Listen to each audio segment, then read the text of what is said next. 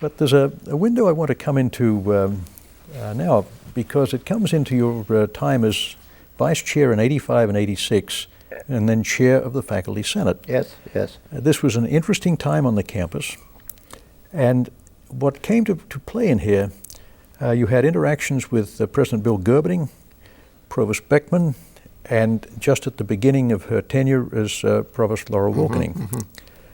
And the things you do in there, you're chairing the Senate, which is, we have some sort of cooperative governance. Right, yeah, okay. That's sort of parliamentary. Yeah. Nominally represent the faculty to the Board of Regents. Mm-hmm.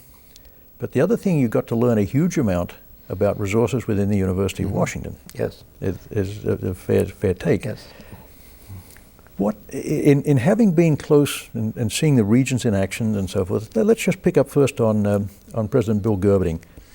What do you think were some of his major accomplishments in and around the time while you're in the Senate, Vice Chair and Chair, and even just a little bit after that? Well, two things that affected the faculty. I mean, many of the accomplishments were associated with the enlargement of the facilities of the campus and things like that. They affect the faculty, but I was thinking more of the faculty in the professional sense.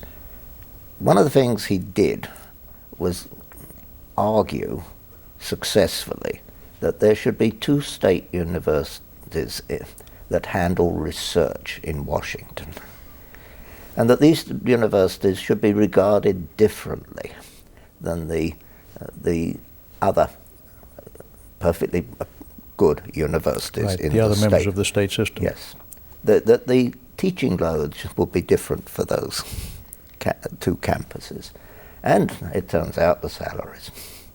Right. We tended to complain that our teaching loads are too high, but when you go and see what's going on undergraduate instructional campuses, you realize that we have an opportunity provided to us to do research in a serious way. There's an issue there. It made it clear, and the legislators, I give them full credit for recognizing the importance of the mix. Yes, yes. But there's less formal classroom teaching. Quite. But as one increases the level of doctoral education, that's more one-on-one, almost like the Oxford style. And that takes a huge amount of time, and we couldn't do that without that move that Bill Gerberding I think arranged. That to me was a remarkable change, and a clearly established change. I mean, it's understood that this is the case. Right. I mean, it's not up for argument every session. True. And things like that. To me, that's very important. I think it's affected the faculty of the whole university. And what's your sense of his understanding the legislators and perhaps representing the university to them? Well, he was successful. That was my I mean, he was impression. very successful. He's a pragmatist in this type of thing. He certainly doesn't hang in when he sees the battle's lost and things like that. In fact, he makes sure that the loss isn't too bad, and that there may be a minor gain. Right. So he's a pragmatist in that type of way. He has infinite courtesy with these people. Right. I think they must appreciate that. He didn't talk down to them or anything like that. He was sensitive to their political interests. Right. And his doctorate is in political studies from Chicago. I suppose some of that might have rubbed off. I don't know. No, but the important part, it was political studies rather than science. Yes, is the understanding of people and politics. Yeah, he wasn't too keen on the graphs and things like that. Right. Then the introduction of the branch campuses, which I think he had little inclination for, but realized the political necessity for. And how important that'd be. Yes. Was a great commitment of this university. We handled it. And we handled something that was foreign to ourselves. That was not going to be, they were not going to be campuses which did research in the sense that the WASU and U of W. Right. They were going to They were going to essentially deal with a population that was in Tacoma and Bothell. And they had different missions. Completely different missions. Right. And I went to a celebration in Bothell of the new campus last year, dinner, and subsequently on the campus itself. I got the impression it was a great success. That's my impression too, sitting on the graduate council now and hearing people report on when they propose a course of studies, they really have done their homework. Oh, they're really dedicated to this to their work there, right? And it's very impressive. That one meeting was, and my job. Well, you may as well get to that part. I did it. Was to hire essentially the faculty. When you did the role as vice provost in 1990. Yeah, quite. And I was not involved in the selection of them. I couldn't tell you one English scholar from another, right. But it comes to the question of making sure that they were comfortable in their in the role, and that their reward system was something they're not going to grumble with directly they walk through the door. I serve with one who's in nursing. On this graduate council, and she is a very scholarly. Oh yes, woman. These were first-rate people. Yep. It was also an eye-opener to me hiring people outside engineering. But you'd read enough to have a chance to do that well. Yes. You're one of few colleagues I know who reads. You're the only colleague who would regularly come and pop something in my mailbox for me to read, for which I thank you greatly. Well, it's often an embarrassment to dump things on other people. No. And you got me to read, and I liked reading.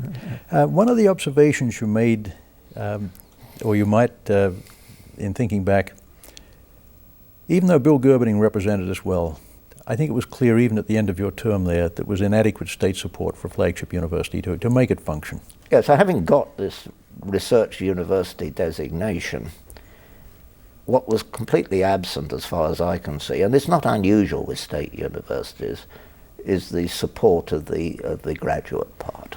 Right. As far as I can see, most states will support undergraduate education and do it well. Right. They are not, through the legislature, not terribly interested in the graduate, and it's up to the faculty to, I think, to run the graduate to fund it, basically. Certainly in science and engineering. Well, I don't know much about the other side of it, but certainly in things I understand, we end up doing it. You've got to do it, otherwise it's not going to be done. Right. You can get enormous help by endowments, which can lift the whole group. Yeah, we'll pick up a little more on the endowments a bit later. One other thing that I think, and probably had a lot to do with your leadership of the Senate, I think that the general consensus would be there was collegiality within the Senate as the adopting and setting up of the branch campuses was brought in there. People genuinely wanted to make it work, and that was a good setting. You got to interact with the regents quite a bit too. And yes. I hadn't a clue what their job was until I walked in the room and found out. Yes, but they volunteer a lot of time.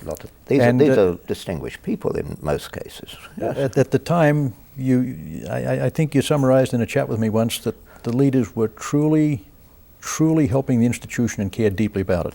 Yeah, they didn't seem to have an alternative agenda to their advantage. Right. As far as I had no hint of that. They just they were very much guided by what was best for the institution. They were guided by the president. There was no doubt about that. True. And in some ways by the provost on some questions. Right, but you have someone like the late Eddie Carlson, who ran United Airlines, who, when things were grim, he'd really step in and help. Yes. No, very impressive people. Exactly. And a lot of work they put in. And I think they were very proud of the position. I gather it's considered a distinction. It is. To make that type to serve. Yeah. How did this experience as chair of the Senate and getting to know the people in upper administration, how did that, I think that gave you insights about the university that very few people have, and how did that help you, for example, as a department chair? Well, one of the jobs as department chair is to raise money. And there's various places to raise it, and one of them is within the campus itself. Right. And if you have a understanding of how this campus works, it makes it so much more easy. You don't go and banging on doors that will never open. Right. And I suspect that's probably one of the more useful things. So you knew which doors were worth pounding on. Right, yes. And also the correct doors. Right. The signposts are not very good. I agree. I mean, I think most people find that when they go searching outside their own unit. When I think about how Stanford's President John Hennessy works, I was on a visiting committee a few years back when he was Dean of Engineering, and someone would come up with a proposal. His response was, "How do I make this happen?" Yes. It wasn't a matter of, "Well, we can't do it." Nope. And if there was the slightest attitude on this campus that, well, if one attitude needed helping would be, and rather than sort of saying, "Oh, we're constrained," more these was, "How do I rise above this and help make it happen?" That would make a huge difference to the institution. Well, but I it's think hard to do when you don't have resources. It's hard to do when you don't have resources, but you. What I found, I suppose, going on to the years when I was chair, was that I could. So much of what my colleagues could do required internal matching. Right. And I think that experience in the Senate helped me. Right. Because I think I was very successful at that. One thing that I look at every time we look at trying to write a grant or proposal for equipment matching, the odds are 1 in 10 of getting it. The matching is difficult. Yeah. That would be one of the single most important areas for endowment. Oh, no doubt about it. It'd make a huge difference at the margin. No doubt about it. And some of my colleagues at Stanford have actually gone to do that to make a difference in what they do. Yes, I have a sense that the present times require different viewpoints about how to finance a department like civil engineering, and it's none of my business to offer opinions because I won't have to live with the consequences, but I don't think you can go on doing business as usual. You need help from elsewhere. We need a lot of help from a lot of people. Yes, yeah.